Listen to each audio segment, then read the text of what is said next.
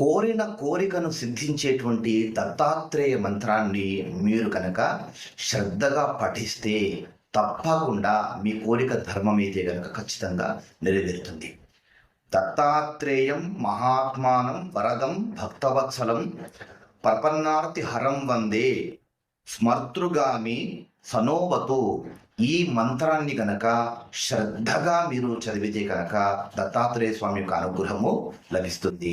అంతేకాకుండా దత్తాత్రేయ హరే కృష్ణ ఉన్మత్తానందదాయక దిగంబర మునే బాల పిశాచ జ్ఞానసాగర అనేటువంటి ఈ 10 నామాలు కలిగినటువంటి ఈ శ్లోకాన్ని గనక పఠిస్తే అపారమైనటువంటి దత్తానుగ్రహము లభిస్తుంది.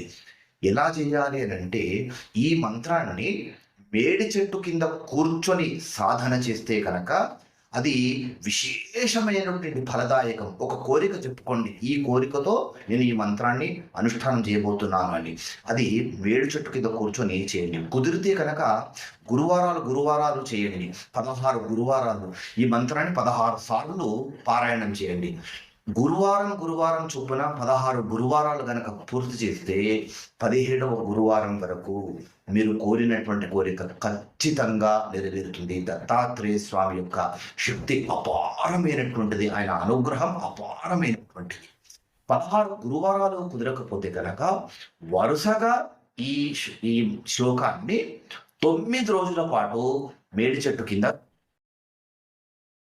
ఒకవేళ మేడి చెట్టు లభించకపోతే కనుక రావి చెట్టు కింద అయినా సరే ఈ మంత్ర సాధన చేయవచ్చు.